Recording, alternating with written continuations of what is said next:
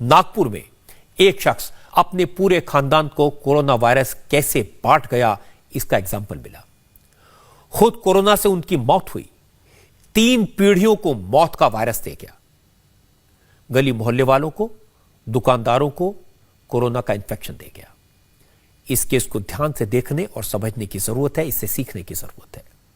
नागपुर में इस शख्स की वजह से कम 56 लोग कोरोना पॉजिटिव हो गए, जबकि इसके प्राइमरी कॉन्टैक्ट्स और सेकेंडरी कॉन्टैक्ट्स की अभी जांच हो रही है।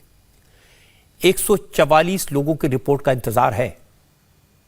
उसमें से कितने कोरोना पॉजिटिव निकलेंगे अभी मैं कह नहीं सकता। 68 साल के अब्दुल लतीफ, 5 अप्रैल को उनकी मौत हुई। वो 3 अप्रैल को हॉस्पिटल में एडमिट हुए थे। टीबी के मरीज थे, लंग्स कमजोर थे। जब कोरोना ने उनको पकड़ लिया वो समझ नहीं पाए, लेकिन मौत के बाद जब कोरोना टेस्ट हुआ तो वो पॉजिटिव निकला। इसके बाद प्रशासन ने उन लोगों को ट्रेस करना शुरू किया जो अब्दुल लतीफ के कांटेक्ट में आए थे।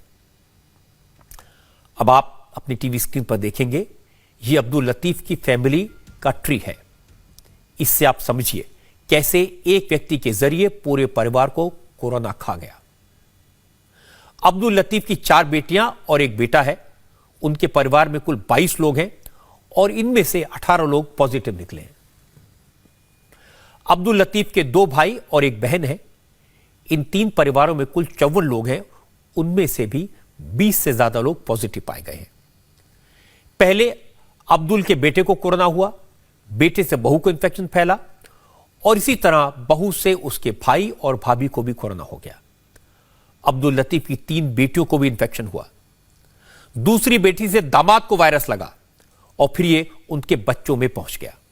जरा सोचिए किस तरह से चेन रिएक्शन हुआ। यही कोरोना है। दूसरी बेटी की 2 बेटियों और 1 बेटे को भी बीमारी लग गई। अब्दुल लतीफ की तीसरी बेटी के घर में भी कोरोना ने दस्तक दे दी। पता चला कि बेटी के साथ साथ उसके बच्चों को यानी अब्दुल लतीफ के 2 ग्रैंडसन और 1 ग्रैंड डॉटर को भी कोरोना का इंफेक्शन हो गया है। अब्दुल लतीफ की दूसरी बहू को भी कोरोना वायरस ने चपेट में ले लिया है। इसके अलावा अब्दुल लतीफ के ब्रदर इन लॉ और उनके एक दोस्त भी इंफेक्ट हो गए हैं। कुल मिलाकर सब के सब पूरा का पूरा कुनबा अब्दुल लतीफ के कारण जानलेवा वायरस का शिकार हो गया। पूरे खानदान के लिए एक अकेले अब्दुल लतीफ कोरोना के कैरियर बन गए। पहले ही अब्दुल लतीफ अस्पताल में इलाज के लिए पहुंचे थे, क्योंकि मरने वाले अब्दुल हफीज अब्दुल लतीफ, जिनकी उम्र 68 वर्ष थी, 5 अप्रैल को उनकी मौत हुई।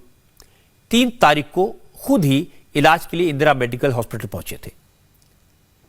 पहले से टीबी के मरीज थे, ट्यूबरक्लोसिस था। जांच की रिपोर्ट पॉजिटिव आई। ट्रैवल हिस्ट्री कहीं बाहर की नहीं है, यह उन्होंने कहा। मरने वाले व्यक्ति की बेटी के पति के दोस्त की ट्रैवल एजेंसी है। ट्रैवल एजेंसी इंटरनेशनल लोगों को हेल्प करने के लिए बनाई गई है। इनके दामाद का दोस्त फरवरी के फर्स्ट वीक में उनके साथ यूए गया था। वहां से वो रायबरेली, दिल्ली और वहां से नागपुर आए थे। जिनकी मौत हुई उनकी ट्रैवल हिस्ट्री नहीं है, लेकिन वो उन लोगों के संपर्क में आए जिनकी ट्रैवल एजेंसी थी, उनसे ये पॉजिटिव हुए। एक ट्रैवल एजेंसी चलाने वाले व्यक्ति के संपर्क में आए थे और कोरोना वायरस के शिकार हो गए। वायरस की चेन यही खत्म नहीं हुई। वो लोग जो बीमारी के वक्त अब्दुल लतीफ को देखने उनके घर पर आए थे, जिनमें कुछ पड़ोसी भी शामिल थे, उन्हें भी वायरस ने अपनी गिरफ्त में ले लिया। अभी तक ऐसे 49 सेकेंडरी कॉन्टैक्ट ट्रेस किए गए हैं। इनमें से 13 लोग कोरोना वायरस के कंफर्म्ड केसेस हैं। 2 लोगों की रिपोर्ट नेगेटिव आई है, जबकि 20 से ज्यादा लोगों की रिपोर्ट अभी आना बाकी है। अब्दुल लतीफ की कॉन्टैक्ट हिस्ट्री से पता चला कि वो 19 ऐसे लोगों के कॉन्टैक्ट में आया था जिनकी दुकान थी।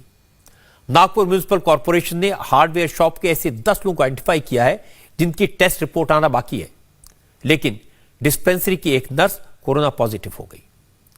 इसके अलावा किराना स्टोर और मेडिकल स्टोर के लोगों की भी कॉन्टैक्ट ट्रेसिंग की गई है। रात की बात यह कि इनकी रिपोर्ट नेगेटिव आई है। जो रिपोर्ट मैं आपको दिखा रहा हूं, इसके बाद भी 11 और लोग पॉजिटिव आ चुके हैं। यह फिगर लगातार बढ़ रहा है। इसीलिए ग्राफिक्स के जरिए आपको फिलहाल 44 पॉजिटिव केसेस नजर आएंगे। ऐसा इसलिए भी है क्योंकि अभी तक 199 कॉन्टैक्ट ट्रेस हो पाए हैं। लेकिन आज नागपुर म्युनिसिपल कॉर्पोरेशन के कमिश्नर ने इस मामले की और डिटेल्स बताई। उन्होंने कहा कि अब्दुल लतीफ की फैमिली काफी बड़ी है, 200 से ज्यादा कॉन्टैक्ट आइडेंटिफाइड हो चुके हैं, लेकिन कई लोग अब भी जानकारी को छुपा रहे हैं, सामने नहीं आ रहे। इसलिए प्रशासन की तरफ से एफआईआर दर्ज की गई है। म्युनिसिपल कमिश्नर ने यह भी कहा कि अब्दुल लतीफ की कोई ट्रैवल हिस्ट्री नहीं थी, लेकिन उनके दामाद के दोस्त की ट्रैवल हिस्ट्री थी। वो दुबई से लौटा था और देश के अलग अलग इलाकों में घूमा था। वो भी कोरोना इन्फेक्टेड था। 4 बेटियां हैं, 1 बेटा है। वैसे उनके 3 भाई और 2 बहनें हैं।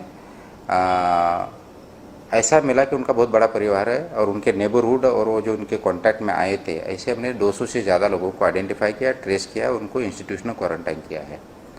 अब स्वैब लेने के बाद उसके स्वैब के रिजल्ट आने लगे हैं, तो उसमें अब तक ये जो डेड पर्सन है, more than 50 persons have been found positive by this person's contact. Now this is quite scary. And had we not quarantine them, institutional quarantine हम उनको न करते, तो ये 50 लोग और हर एक व्यक्ति 400 लोगों को कांटेक्ट कर पाता। हालांकि हमें इनसे कॉपरेशन नहीं मिल रहा है कि ये पूरी तरह से मालूमात नहीं दे रहे हैं, इसलिए ये केस से रिलेटेड हमने एक एफआईआर भी की है। जैसे कि आपने बोला कि इसका क्या ट्रैवल हिस्ट्री कुछ था, तो ये आदमी का जो डेथ हुआ है उसका तो ट्रैवल हिस्ट्री किसी ने बताया नहीं था। He was senior citizen, but जैसे हम उसको कॉन्टैक्ट ट्रेसिंग करते गए तो इनका जो बेटी थी, उनके जो हस्बैंड है, उनका फ्रेंड है, उसका ट्रैवल एजेंसी था। कोरोना का कम्युनिटी स्प्रेड कैसे होता है, यह केस उसका परफेक्ट एग्जाम्पल है।